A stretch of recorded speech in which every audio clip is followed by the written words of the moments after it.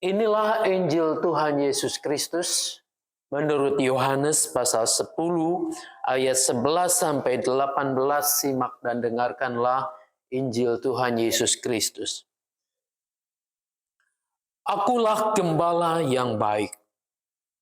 Gembala yang baik memberikan nyawanya bagi domba-dombanya. Seorang upahan yang bukan gembala dan yang bukan pemilik domba-domba itu sendiri, ketika melihat serigala datang, meninggalkan domba-domba itu lalu lari, sehingga serigala itu merebut dan mencerai-beraikan domba-domba itu. Ia lari karena ia seorang upahan dan tidak memperhatikan domba-domba itu. Akulah gembala yang baik, dan aku mengenal domba-dombaku, dan domba-dombaku mengenal aku. Sama seperti Bapa mengenal aku, dan aku mengenal Bapa. Dan aku memberikan nyawaku bagi domba-dombaku. Aku juga mempunyai domba-domba lain yang bukan dari kandang ini. Domba-domba itu harus kutuntun juga, dan mereka akan mendengarkan suaraku. Dan akan ada satu kawanan dengan satu gembala. Bapa mengasihi aku karena aku memberikan nyawaku agar aku mengambilnya kembali. Tidak seorang pun mengambilnya dari aku, melainkan aku memberikannya menurut kehendakku sendiri. Aku berkuasa memberikannya dan berkuasa mengambilnya kembali. Inilah perintah yang kuterima dari Bapakku. Sampai demikian jauh pembacaan Injil Tuhan Yesus Kristus. Tuhan Yesus berkata yang berbahagia adalah setiap kita yang mau mendengarkan firman Allah dan yang memeliharanya. Haleluya. Selamat pagi Bapak Ibu yang dikasihi dan mengasihi Tuhan Yesus. Apa kabar hari ini? Baik. Betulkah dalam kondisi baik-baik saja? Ya, saya kalau membaca dan mendengarkan Mazmur yang paling terkenal itu, yang tadi kita baca. Mazmur berapa? Mazmur 23. Rasanya menyejukkan sekali. Dalam liturgi hari ini ada banyak nyanyian tentang itu yang terinspirasi dari Mazmur 23 ini ya. Di awal kita juga tadi sudah menyanyikan itu. Ada gembala baik bersuling dan merdu. Ada Tuhan, kau gembala kami. Saya mau tanya kepada kita semua. Ketika kita mendengarkan Mazmur 23, bahkan menyanyikannya dengan banyak versi itu, kira-kira apa yang kita bayangkan, kita pikirkan di kepala kita ini? Kira-kira apa yang kita rasakan juga? Bu Iing, kira-kira perasaan apa ketika menyanyi Tuhan kau gembala kami? Rasa sukacita dan apa? Damai. Sukacita dan damai. Apakah semua merasakan itu? Ada sukacita, saudara-saudara? Sayang saya tidak bisa khotbah kayak begitu. Cuma saya ingin bertanya saja ketika kita membaca, menyanyikan Mazmur 23 itu. Pada umumnya kita merasakan ada betul kedamaian, ketentraman di dalam hati kita, ada sukacita. Apa sebabnya? Jelas. Kalau Mazmur 23 itu di Alkitab saya, Alkitab yang disediakan di sini jilidnya yang kedua terjemahan baru. Oleh karena apa? Tuhanlah gembalaku. Takkan kekurangan aku. Ya kan luar biasa ya.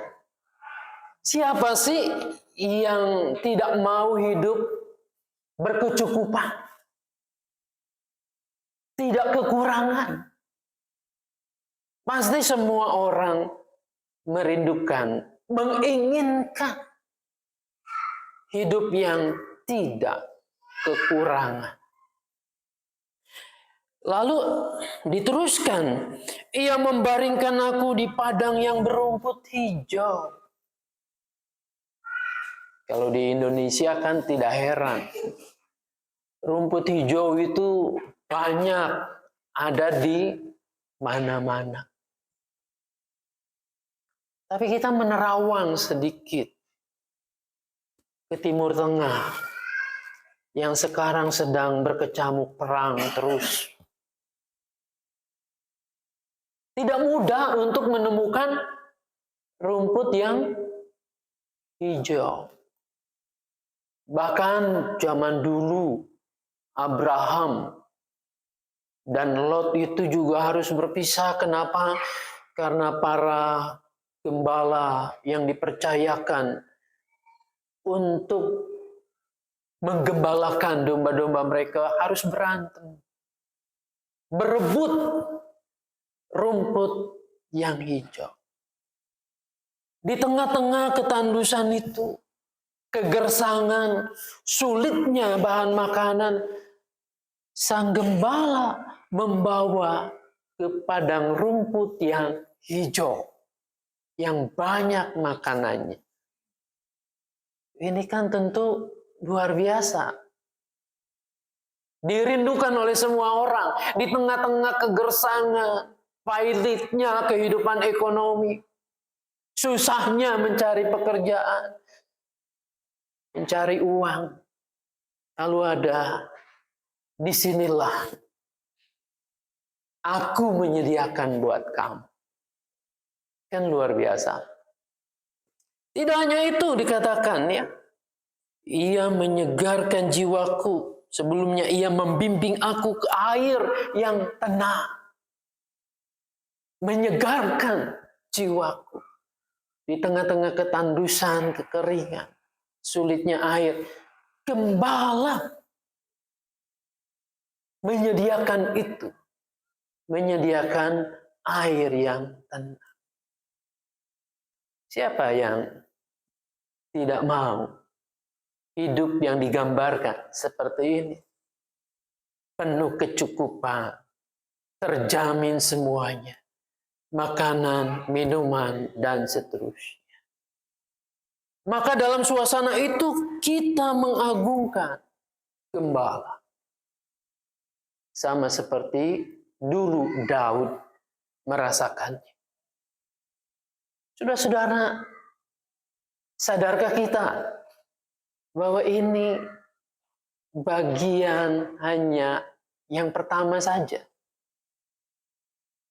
Baru setengahnya. Ayat yang kemudian dikatakan, ayat 4 itu apa? Sekalipun aku berjalan dalam lembah kekelaman. Ternyata hidup bersama dengan gembala yang baik itu harus juga melewati lembah kekelaman. Saudara-saudara bayangkan nggak ketika Daud menggubah ini, apa yang dia bayangkan sebagai lembah kekelaman itu? Kalau yang kemarin membaca renungan wasiat atau menikmati sajian TV YKB itu, ya mungkin kita ada gambaran sedikit lembah kekelaman itu apa. Namun saya mau mengajak kita membayangkan penggubah ini, yaitu Daud, ketika ia mengatakan sekalipun aku melewati lembah kekelaman. Apa yang dimaksud dengan lembah sih? Lembah itu dataran yang paling bawah.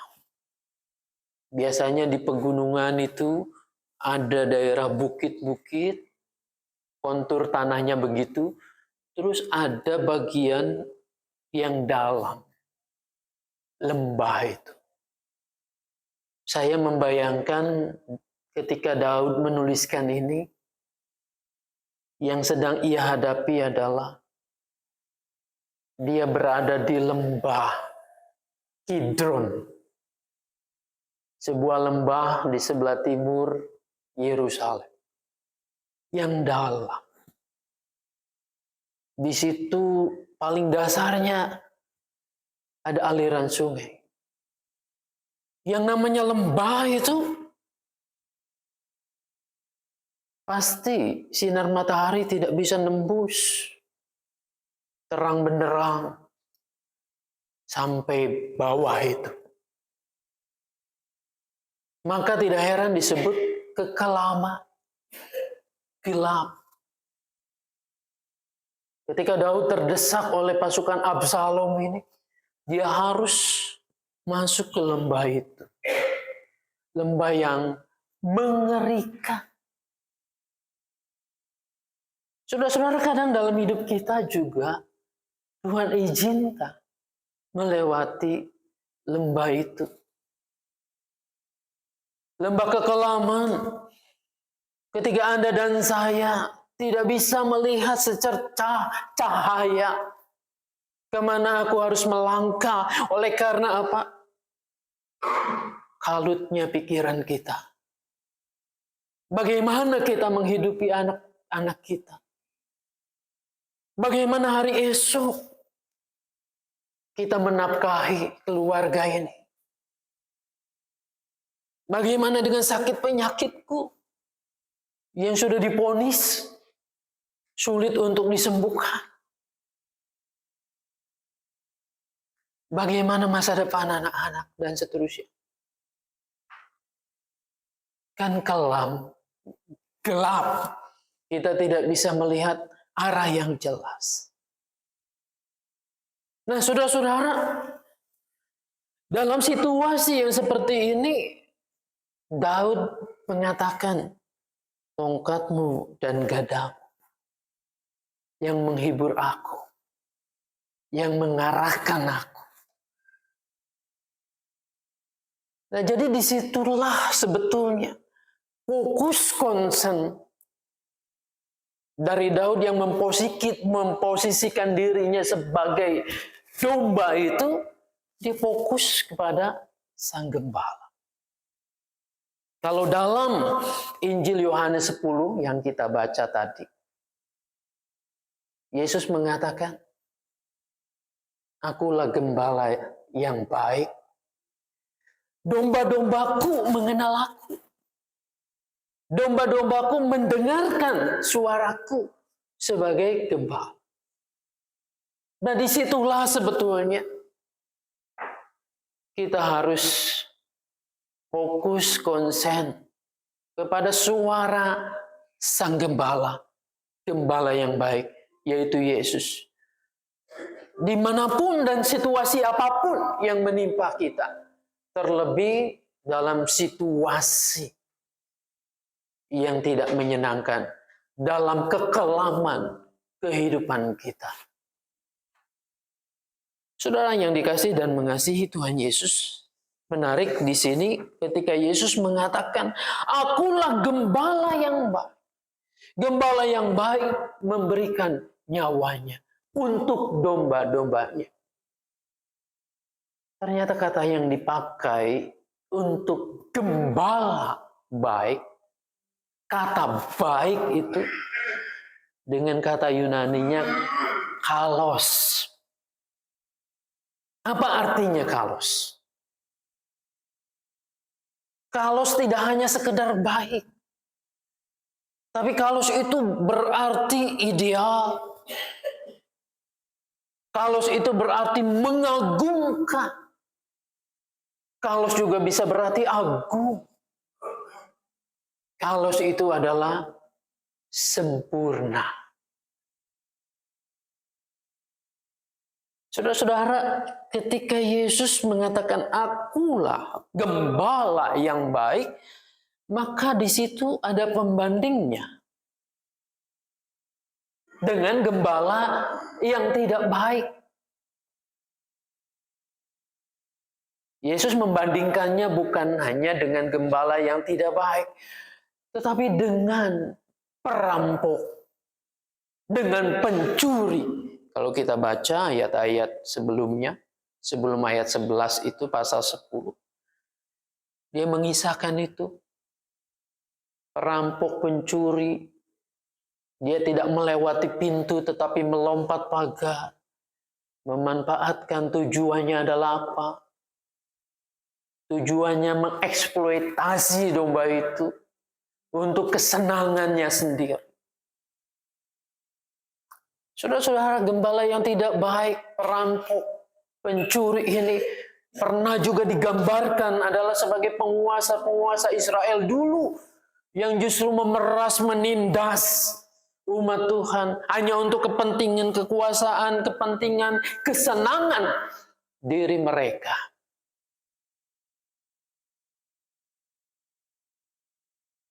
Saudara-saudara, bukankah hari ini juga kalau kita mau jujur, ada banyak tipe gembala seperti ini. Tipe para pemimpin-pemimpin yang mengeksploitasi rakyat miskin jelata dibutuhkan kalau sedang pemilu saja.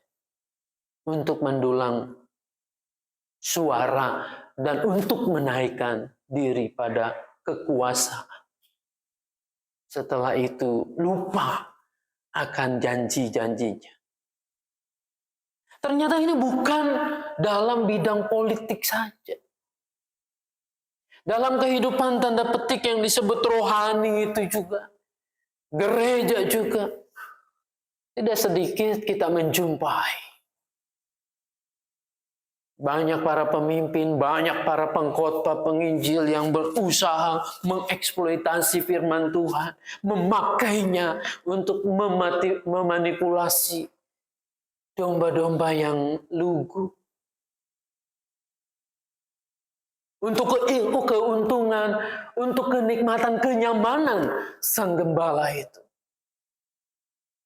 Berapa banyak kita melihat tontonan di TV, di TikTok, di YouTube. Atas nama persembahan, atas nama perpuluhan, dan seterusnya.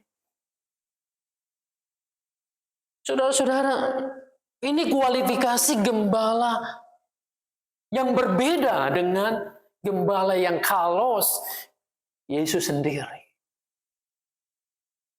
Kalau kita mencermati perampok dan pencuri, memang jelas tujuannya. Memanfaatkan domba-domba itu untuk kepentingannya sendiri, kesenangannya sendiri. Tapi ada kriteria yang lain yang Yesus tunjukkan adalah gembala upahan. Ketika ada serigala, ada ancaman, bukannya menjaga, tetapi ia lari. Karena takut juga terluka atau terbunuh.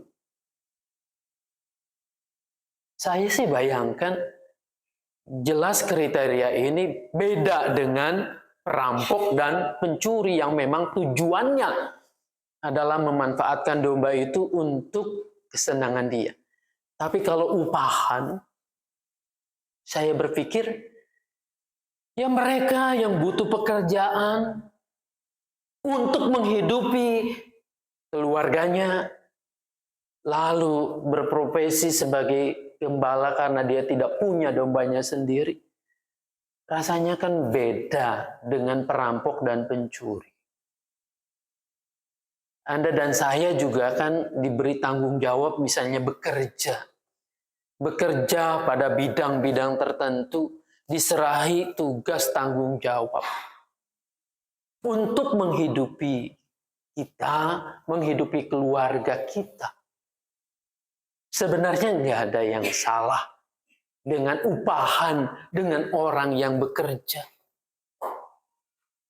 Namun di sini diperlihatkan, kalau yang upahan itu jelas. Karena kepentingannya adalah aku dan penghidupanku, maka kalau ada ancaman, ya aku menyelamatkan diri. Nanti siapa yang ngurus keluargaku kalau aku mati? Nah, saudara-saudara, ini adalah tolok ukur yang wajar secara manusiawi. Tetapi Yesus menampilkan bahwa akulah gembala yang kalos, yang baik dan sempurna, karena akulah pemilik domba-domba itu, maka memunculkan kualitas yang berbeda sekali. Dia tidak memikirkan kepentingannya sendiri. Filipi 2 ayat 5 sampai 11 itu. Merendahkan diri sampai sedemikian rupa, mati di kayu salib. Saudara-saudara, dia sudah membuktikan itu. Bahwa ia menyisihkan kepentingannya demi domba-dombanya untuk selamat. Nah, itulah gembala yang kalos, gembala yang baik. Gembala yang sempurna, yang ideal.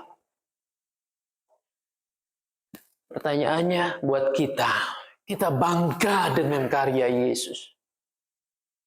Kita mengagungkannya dalam syair dan pujian. Tapi sudahkah menggugah kita? Kalau aku punya gembala yang terbaik, yang sempurna, yang ideal, maka harusnya aku itu harus jadi domba yang baik, yang ideal juga. Kalau di jemaat saya kan bahasanya gini, kalau kita percaya dan yakin Yesus adalah gembala baik, terbaik, yang sempurna, kita justru jadi domba-domba yang nakal, itu bocengli, ya kan? Jadi bocengli. Kita berharap dibaringkan di rumput yang hijau, air yang tenang, segala sesuatu dipenuhi oleh Sang Gembala, tapi hidup kita tidak berpadanan, tidak mendengarkan suara dari Sang Gembala itu. Mestinya domba-domba yang digembalakan oleh gembala yang terbaik, oleh gembala yang sempurna, yang ideal itu, maka akan menghasilkan domba-domba yang berkualitas. Domba-domba yang mumpuni. Domba-domba yang berbeda dengan domba-domba yang tidak digembalakan oleh Sang Gembala Agung itu. Apa yang bisa nampak dari gembala yang punya domba yang baik, dan kita menjadi domba yang baik itu? Kualitas yang tampak itu adalah dalam bacaan yang kedua yang tadi kita baca. Sama seperti Sang Gembala itu, dia menyerahkan nyawanya. Maka 1 Yohanes 3 itu yang tadi kita baca, kita pun wajib menyerahkan nyawa kita. Lalu kita bertanya, loh kok sampai begitunya? Saudara-saudara, bukankah dalam kehidupan kita nyawa adalah prioritas? Prioritas paling tertinggi. Kita berusaha, kita punya kekayaan begitu banyak pun sekalipun, kalau kita sakit, maka untuk menopang kehidupan agar nyawa tetap ada, kita akan jual itu semua untuk mengobati kita, supaya kita jangan lekas mati. Nyawa tetap ada. Prioritas utama. Yesus mengajarkan itu. Seorang domba yang berkualitas, dia tidak akan mempertahankan apa yang menjadi prioritas diri saya. Prioritas itu saya bisa geser untuk kepentingan orang lain. 1 Yohanes 3 itu mengajarkan juga kepada kita, hendaknya bukan hanya di mulut saja kita mengasihi, kita mencintai. Tapi Yohanes mengajak kita untuk lakukanlah dengan tindakan nyata. Nah, itulah sebenarnya ciri dari domba yang berkualitas. Ciri dari domba yang digembalakan oleh gembala yang kalos, yaitu Yesus. Saudara-saudara, nantinya ketika ada pemilihan ya, domba di sebelah kanan, kambing di sebelah kiri, saya yakin Anda dan saya pengennya di kanan. Pengennya disebut domba, menikmati kemuliaan Tuhan. Tapi berani enggak kita jujur dengan diri sendiri? Saat ini, pantas enggak saya disebut dengan domba-domba yang baik? Dengan domba-domba yang ideal? Apa bedanya dengan yang lain? Saudara, pemahaman Yesus gembala yang baik betul tadi sudah kita bahas. Tidak ragu menyerahkan nyawa, melindungi domba-domba. Ini tentunya bukan sebagai wacana saja. Tetapi harusnya kita lakukan, kita jalani. Kita bersyukur atas kecukupan yang dari Tuhan. Atas rumput yang hijau, air yang tenang, atas keselamatan yang Tuhan berikan. Namun kita yakin juga, sekalipun dalam lembah kekelaman, aku tidak akan takut bahaya. Sebab aku fokus kepada Sang Gembala itu yang menuntun aku. Dan ketika kita yakin itu, kita akan meneladani Sang Gembala. Kita akan memberikan prioritas kita untuk juga kebutuhan sesama kita. Agar mereka juga tahu siapa Sang Gembala kita. Sang Gembala yang kalos, yang agung itu. Biarlah kita jalani hidup ini dengan keyakinan penuh. Tuhanlah Gembalaku. Maka aku akan mencontoh, mendengarkan suara Sang Gembala. Tuhan Yesus memberkati kita semua. Amin.